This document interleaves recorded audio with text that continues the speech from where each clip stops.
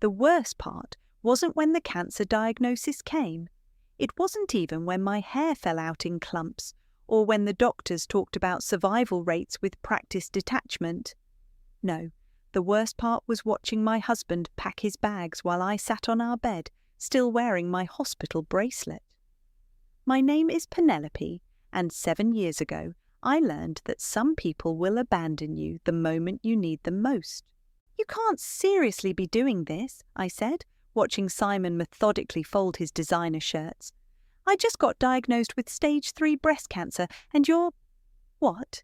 Going on vacation? He wouldn't look at me. Pen, please, you know this isn't easy for me either. I laughed, but it came out more like a sob. Not easy for you. I'm the one fighting for my life. That's when Eleanor, my mother-in-law, swept into the room like some perfectly coiffed harbinger of doom. Simon, darling, the car's waiting. She glanced at me with practiced disdain. Penelope, surely you understand. Simon needs to think about his future. His future? My voice cracked. We've been married for 8 years. I am his future. Eleanor's lips twisted into something between a smile and a sneer. Dear, let's be realistic. You're damaged goods now. Those words hit harder than any diagnosis. I stood up, swaying slightly. Get out! Penelope, Simon started. Both of you, get out! That was 7 years ago. Now I'm standing in front of a mirror at the Ritz-Carlton, adjusting a designer dress that cost more than my first car. My hair, once lost to chemo, falls in perfect waves past my shoulders. The woman in the reflection looks nothing like the one who sat crying on that bed. Ms. Meyer? Jolie, my assistant, appears in the doorway. The sound check for tonight's gala is ready. I nod, following her through the hotel's grand hallway. The Phoenix Fund's annual fundraiser is our biggest event of the year. From a small support group for abandoned wives facing medical crises, we've grown into a national foundation that's helped thousands of women rebuild their lives. The guest list is finalised, Jolie continues, scrolling through her tablet. Governors confirmed, 3 senators, major donors. She hesitates. What is it? We received a last-minute ticket request. 2 people. She looks uncomfortable. Simon Newman and his wife, Zoe. The world tilts slightly. Excuse me? They've been quite persistent. Called the office 4 times today. I stop walking, my heels clicking to a halt on the marble floor. Simon wants to attend my gala.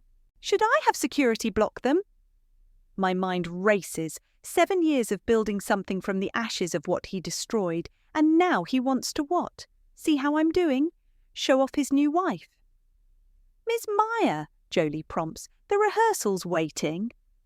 I touch my neck, where a thin scar from my port catheter remains, a reminder of everything I survived. No, I say finally, let them come. Are you sure? After everything? Absolutely. I start walking again, faster now. Sometimes karma needs a little direction.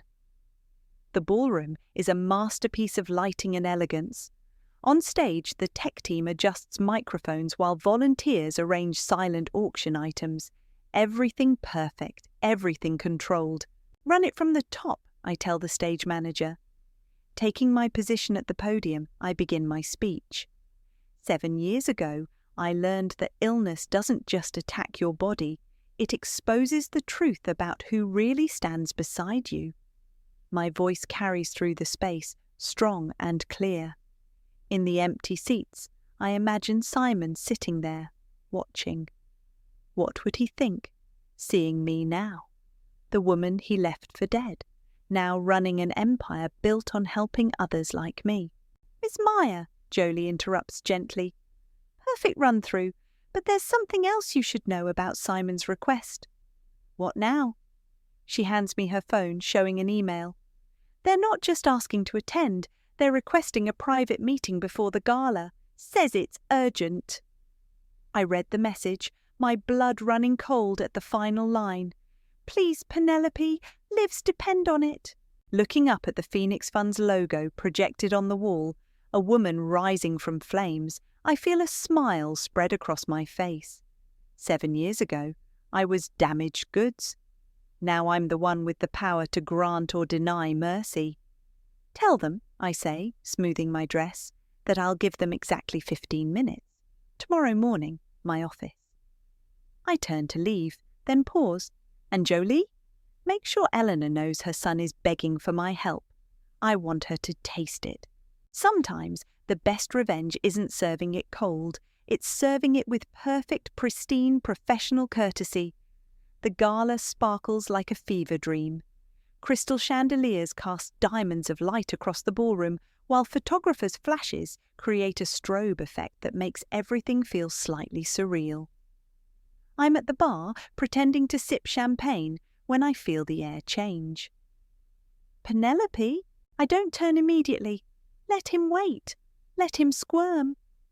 When I do face Simon, I'm wearing my most practiced smile, the one I use for particularly difficult donors. Simon, what a surprise. My voice drips honey-coated frost. He looks older. Grey threads his temples and worry lines crease his forehead. The woman beside him must be Zoe, younger, beautiful in that Instagram-perfect way, but something's off. Her makeup can't quite hide the pallor beneath. You look, Simon struggles, amazing, healthy. Alive, I suggest, despite your best efforts? Zoe steps forward, her designer clutch trembling slightly in her hands. Please, we're not here to cause trouble. We need help. I signal the bartender. Another champagne, please, and for my guests. Water? Zoe says quickly. I can't. Medication. Interesting. So, I lean against the bar. What brings you to my charity event? Surely not nostalgia. Simon clears his throat. Could we speak somewhere private? No. The word snaps like a whip. Whatever you need to say it here. Zoe glances around nervously, then steps closer. I have Wegener's granulomatosis. It's attacking my organs. The specialists say, I know what Wegener's does. I cut her off. Rare, aggressive, expensive to treat. We've tried everything, Simon jumps in. Every clinic, every trial. But your foundation, you have connections to experimental treatments, programs that help women who've been abandoned in their time of need. I arch an eyebrow. The irony must be killing you. Zoe's face crumples. Please, I know this is awkward, but I'm scared. The last treatment failed and... Mrs. Newman! A sharp voice interrupts. Eleanor appears, immaculate as ever in designer black. I thought I saw you both arrive. My grip tightens on the champagne flute. Eleanor, still controlling Simon's social calendar, I see. Penelope? She barely acknowledges me. Darling, you shouldn't stress yourself talking business now. This is a party. Mother, Simon warns, but Eleanor barrels on. Though I must say, you've done well for yourself, using your unfortunate circumstance to build all this. She waves a manicured hand at the room. Very enterprising. The champagne burns my throat. Unfortunate circumstance? Is that what we're calling it when your son abandoned his wife during cancer treatment? Heads turn. Eleanor's smile freezes. Penelope? Zoe steps between us. I know we have no right to ask, but your foundation is the best, the only one with access to the trial I need. Without it... She swallows hard. I don't have much time. The room suddenly feels too warm, too bright. 7 years of carefully constructed control threatens to crack. Jolie! I call to my assistant, who materializes instantly. Please get Mr. and Mrs. Newman the Foundation's application forms, standard process, background checks, financial verification, medical history. I smile thinly. We have to be very careful who we help. Some people aren't what they seem. Eleanor's face darkens. Now see here. No, you see here. I step closer, voice low. You called me damaged goods once.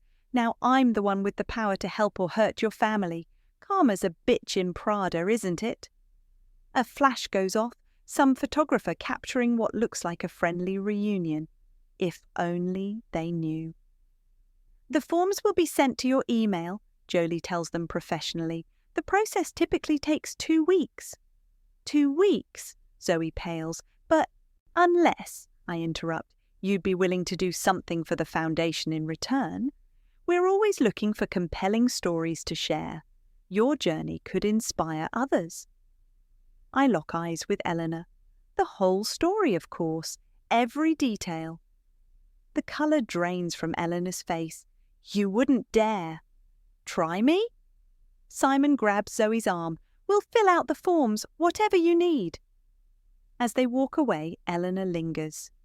You've become quite cruel, Penelope. I learned from the best.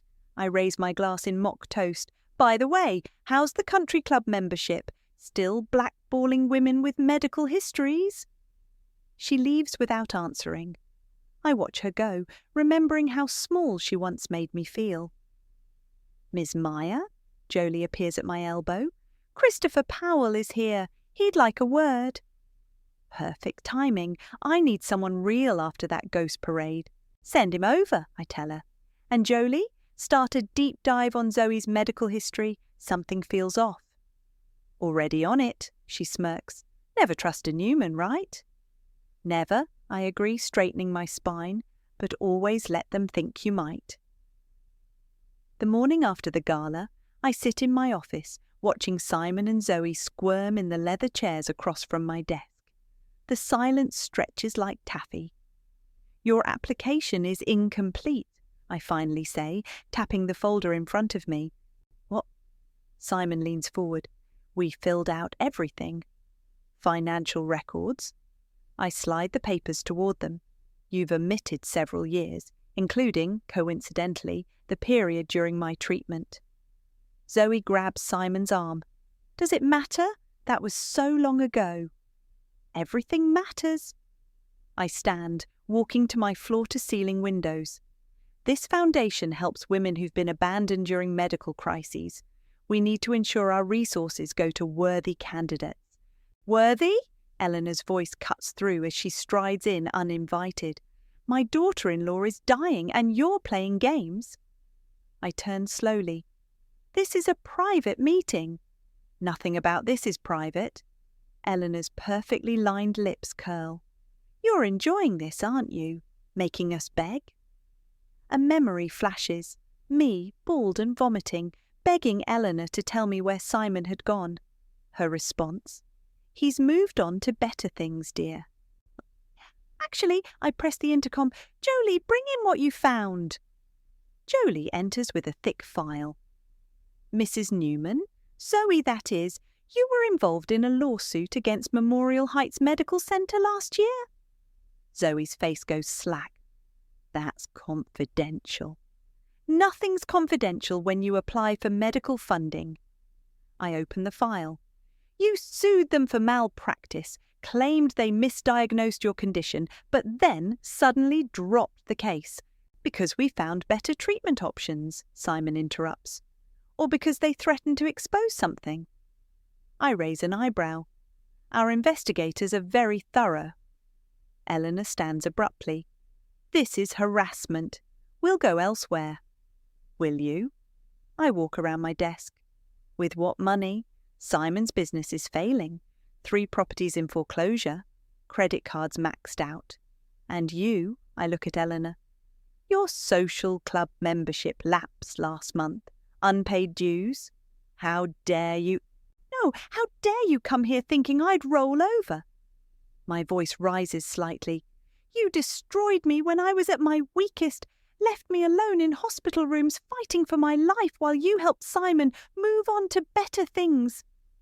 Zoe starts crying.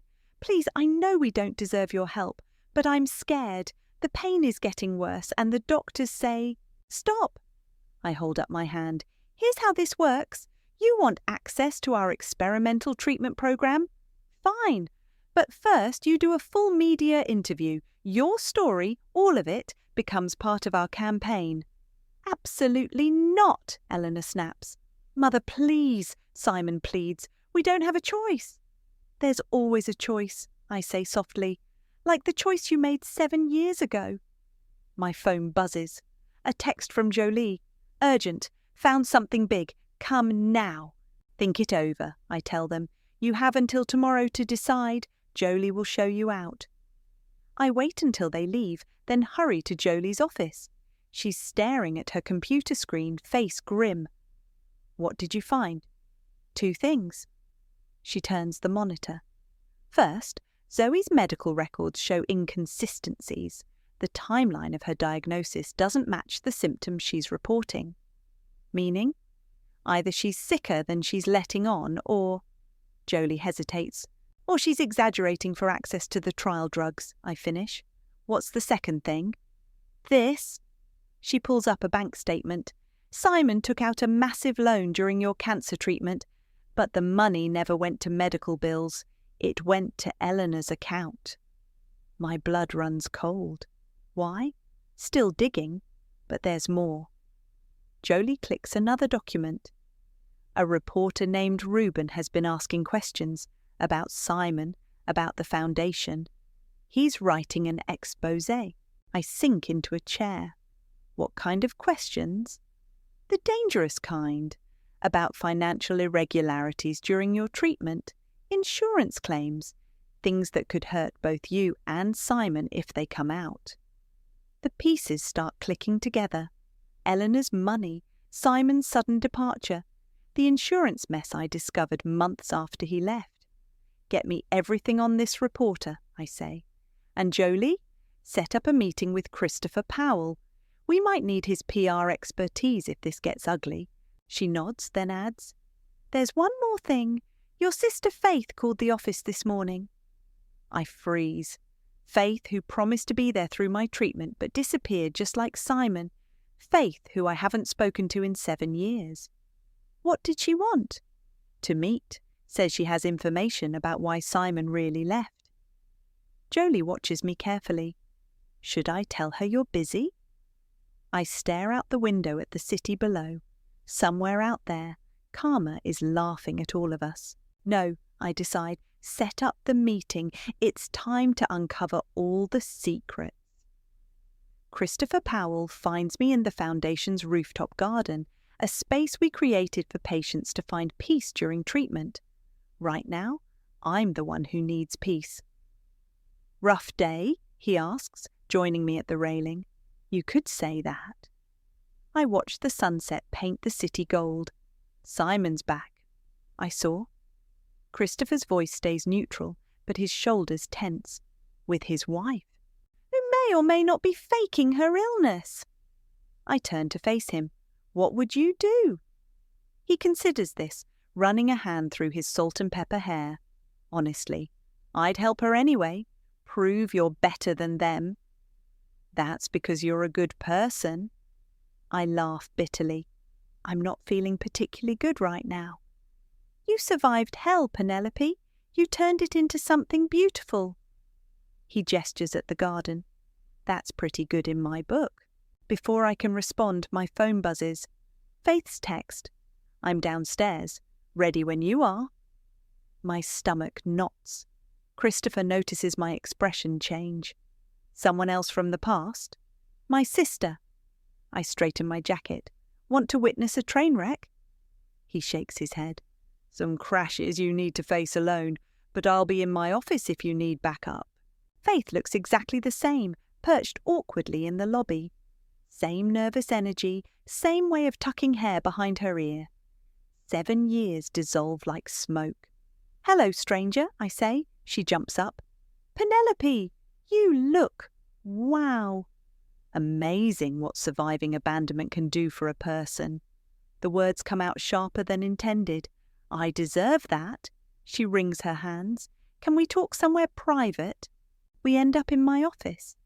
Faith paces while I sit, roles reversed from our childhood when I was always the anxious one. Eleanor paid him, she blurts out. What? Simon, Eleanor paid him to leave you during treatment.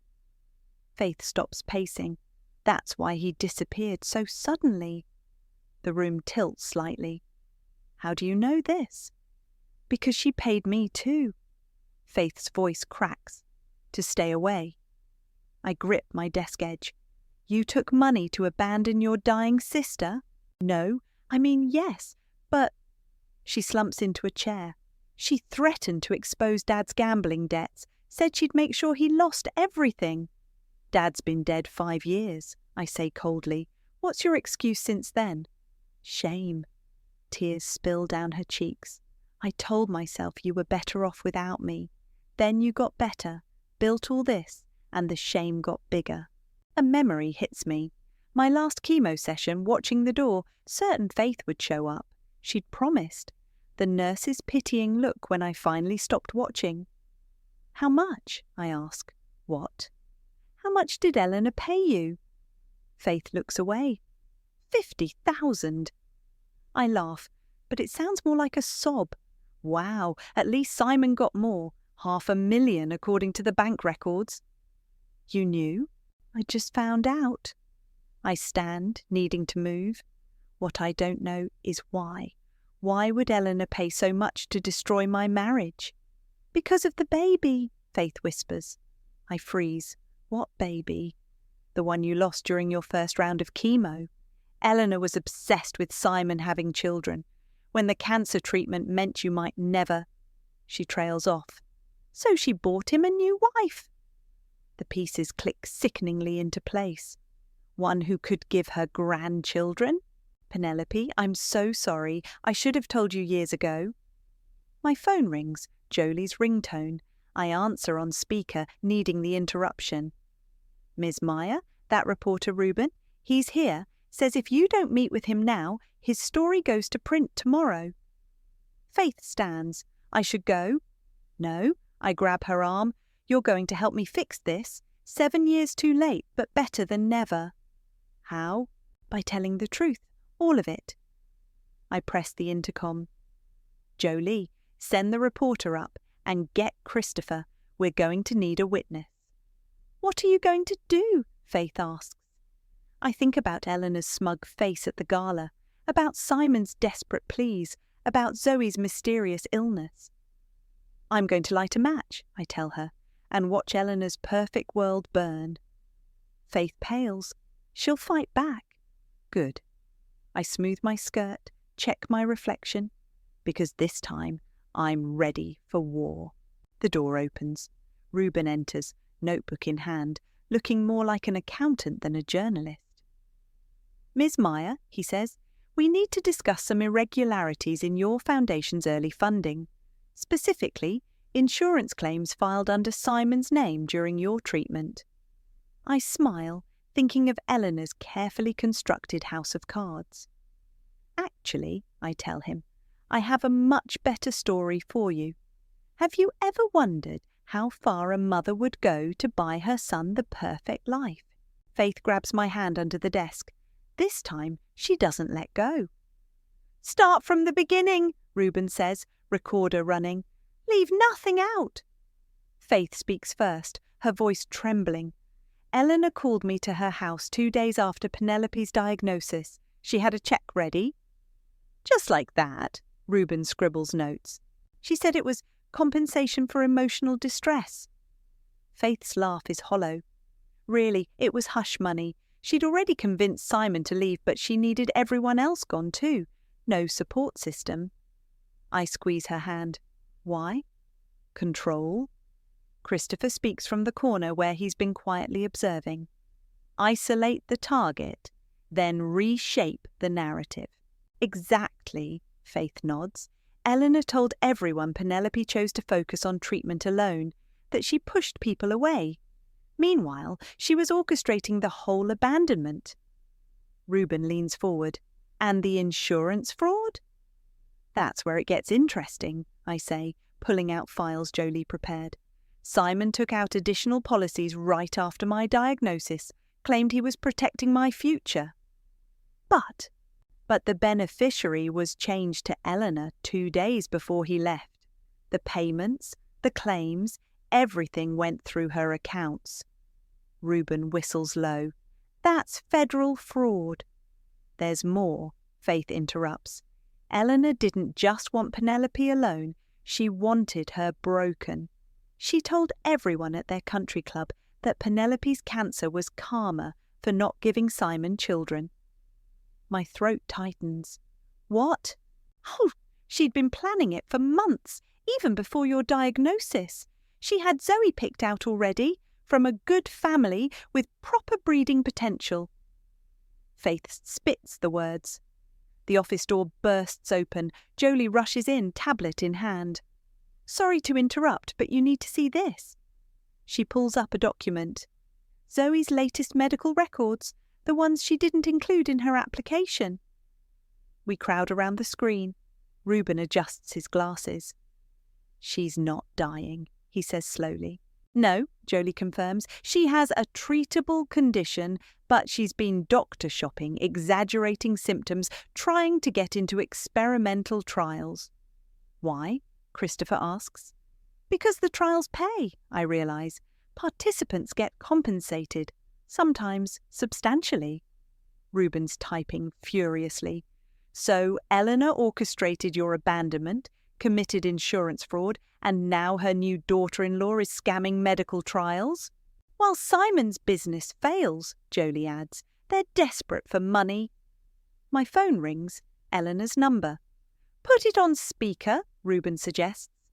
I answer, Hello, Eleanor. You vindictive little witch. Her voice trembles with rage. Simon just told me about your demands, a public interview exposing our private business. Karma's funny that way. Listen carefully, she hisses. I made you disappear once. I can do it again. One call to the insurance investigators about those claims during your treatment. The ones you fraudulently filed, I interrupt.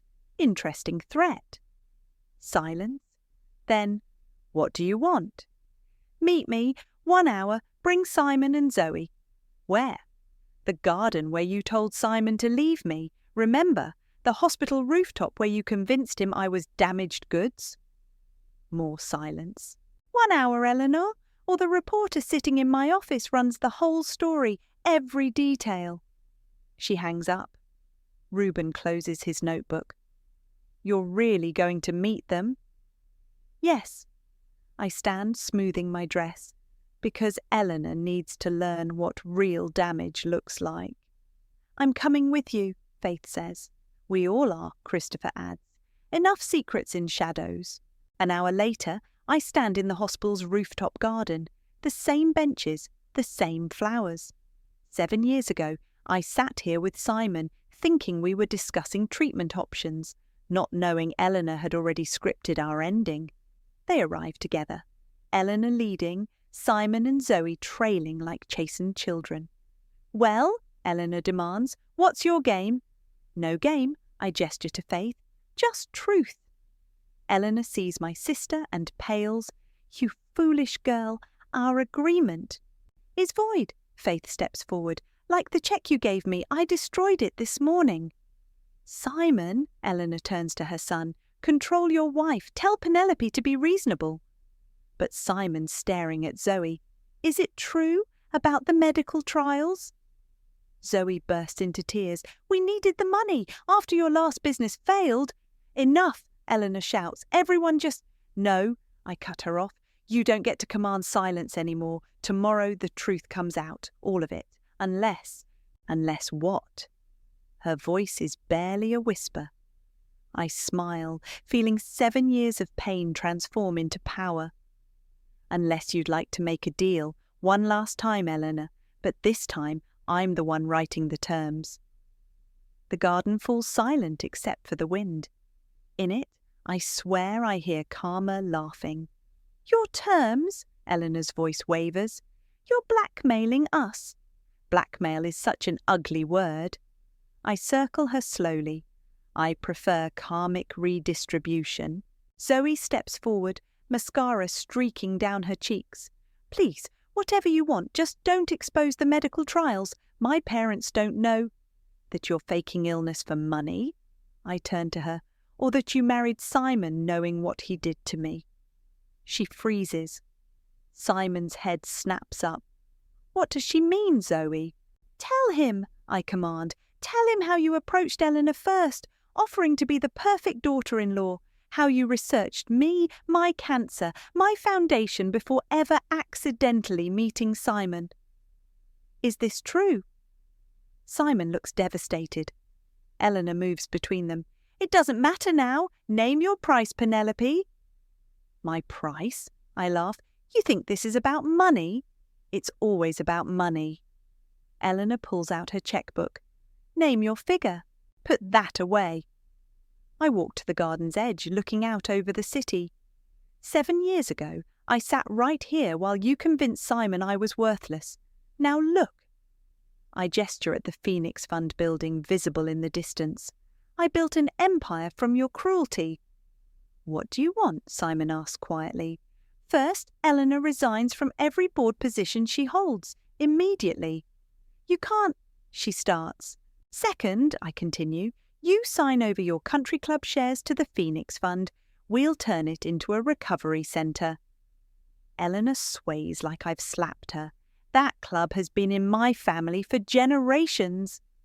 Third, I lock eyes with Zoe. You confess your medical fraud to the trial administrators. Return every penny. We'll be ruined, Simon whispers. Like I was. I step closer. Broke, sick, abandoned. Faith touches my arm. Pen. And finally, I pull out a document. Eleanor admits everything. The insurance fraud, the payoffs, all of it. Signs this confession I've prepared. Never. Eleanor's face contorts. I'll deny everything. Really? I nod to Reuben, who steps from the shadows. Even with recorded proof? She sees his recorder and crumples onto a bench. You set us up. No, Eleanor, you set yourself up. Years ago, when you decided I wasn't good enough for your precious son, Simon approaches me slowly. Penelope, I'm so sorry. I was weak. Save it. I step back. You have until morning to decide. Sign everything, confess everything, or I release the story. Your choice. What story? A new voice makes us all turn. A man in an expensive suit stands at the garden entrance. Eleanor's face goes ghost white. Richard, she breathes, what are you doing here? I'm the chairman of the hospital board, he says, walking closer. I received an interesting call about insurance fraud and medical trial abuse. Care to explain, Eleanor? She looks trapped. Richard, I can explain. Mr. Patterson, I interrupt smoothly. Thank you for coming. I believe you'll find these documents illuminating. I hand him the file. Especially the parts about Eleanor using hospital resources to orchestrate insurance fraud. He reads quickly, face darkening. Eleanor, these allegations are all true. Faith steps forward. I'll testify to everything. Eleanor's perfect facade finally cracks. You don't understand. I had to protect Simon's future. She couldn't give him children. Stop. Simon's voice is sharp. Just stop, Mother. You didn't protect me. You destroyed me. Zoe tries to take his hand, but he pulls away. Sign the papers, he tells Eleanor. All of them, now. Simon! Now, Mother, or I'll sign a confession myself. Richard clears his throat. I'll need copies of everything for the board. And Eleanor, consider your hospital board position terminated. Eleanor's hands shake as she signs each document. With each signature, decades of power crumble. Are we done? She asks bitterly. Almost. I pull out one last paper. This transfers your family trust to the Phoenix Fund for a new program helping women afford fertility treatments after cancer. She signs without looking, broken at last. As they leave, Eleanor supported by Zoe, Simon walking alone, Christopher appears at my side. You okay? I watch them go, feeling neither triumph nor satisfaction. Just peace. You know what's funny? I turn to him. She called me damaged goods, but she's the one who ended up broken. He takes my hand. Want to get coffee? I know a place with great karma. For the first time in 7 years, I laugh without pain shadowing it. Lead the way. Behind us, Faith clears her throat. Room for one more? I owe you about 7 years of sister talks. I look at her, then at Christopher, then at the garden where everything once ended and just began again. Yeah, I say, room for everything new. The press conference room buzzes with anticipation. Cameras flash as I approach the podium, Jolie at my side with final notes. Ready? She whispers. I scan the crowd. Eleanor sits in the front row, designer suit impeccable as always, but her eyes are hollow. Simon and Zoe hover near the back, while Faith and Christopher flank the stage protectively. More than ready. Good morning, I begin.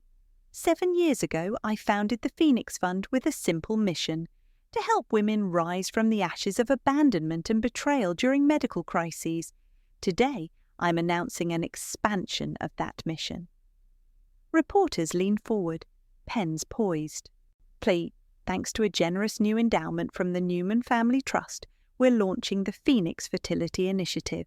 This program will help cancer survivors pursue their dreams of motherhood, regardless of financial means. Eleanor flinches visibly. Good. But first, I continue, I want to share a story, my story, about a woman who was told she was damaged goods when cancer threatened her ability to have children. The room goes silent. This woman was abandoned by her husband, isolated from family, and financially devastated by insurance fraud, all orchestrated by people who claim to love her. Cameras turn to Eleanor. She stares straight ahead, stone-faced. Mrs. Newman, a reporter calls out, any response to these allegations? Eleanor stands slowly. We'd rehearsed this part, her confession a condition of avoiding prosecution. Everything she says is true. Her voice cracks. I orchestrated my son's abandonment of Penelope during her cancer treatment. I paid off her sister to stay away. I manipulated insurance policies for financial gain. The room erupts.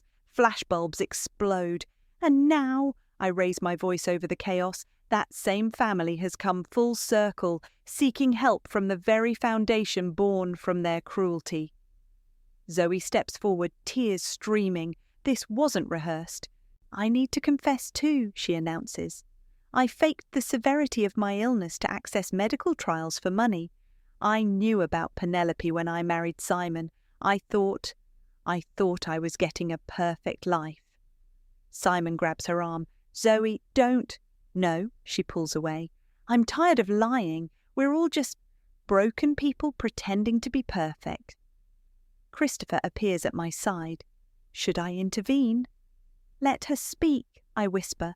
Truth needs witnesses. Reuben stands up from the press section. Mrs. Newman, Zoe, are you saying you committed medical fraud? Yes. She straightens her spine. And I'm prepared to face the consequences. The Phoenix Fund, I announce, will be implementing new verification protocols for all applications. No one in genuine need will be turned away, but we will no longer be vulnerable to exploitation. Eleanor rises again. Penelope, please. In fact, I continue, speaking over her, I'm pleased to announce that Christopher Powell has agreed to head our new oversight committee. Christopher steps forward, his hand brushing mine briefly. The touch sends warmth through my chest. Together, he addresses the crowd, we'll ensure that every woman who comes to us finds not just medical support, but justice. Faith approaches the podium, another unscripted moment.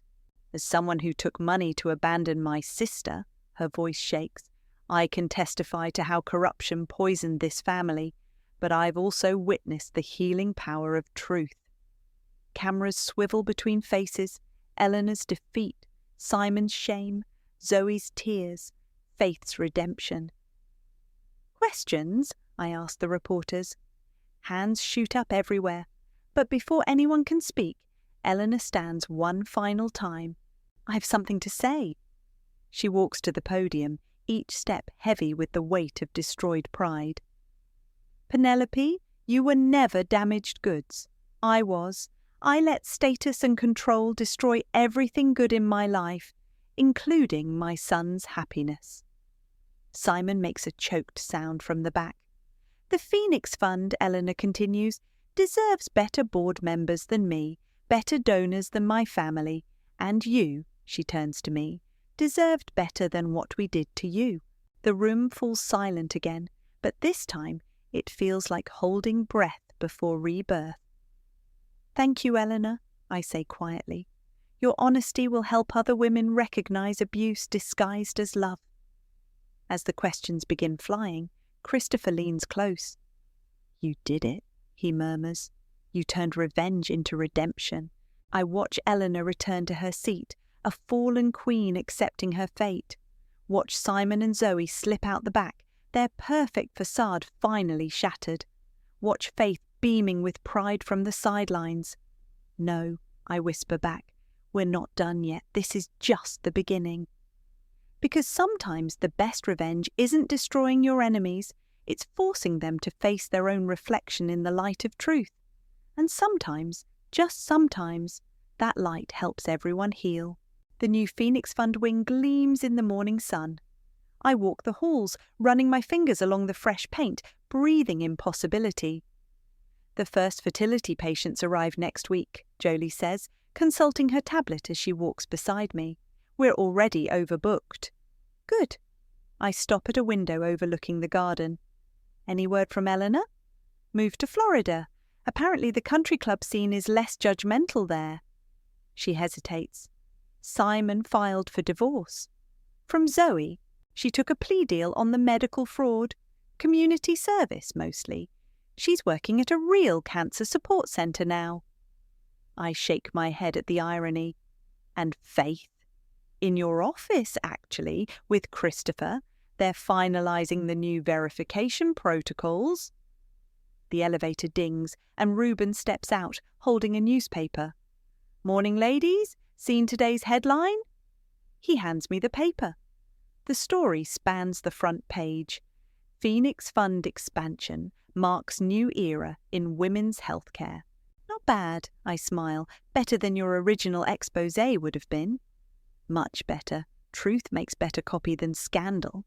He grins. Plus, I got a book deal out of it. Speaking of deals, Jolie checks her phone, the contractor needs your signature on the dedication plaque. We walk to the lobby where a worker waits with the bronze plaque. I read the inscription, the Margaret Meyer Wing. For those who rise stronger from the ashes of betrayal, in memory of my grandmother who taught me that damage doesn't mean broken. Perfect, I whisper. Miss Meyer? A woman approaches hesitantly. I'm sorry to interrupt. I turn and freeze. It's Eleanor's sister, the aunt who helped her orchestrate everything 7 years ago. Patricia, I say coldly, please, she holds up her hands. I'm not here to cause trouble. I'm here to donate. Jolie steps forward protectively.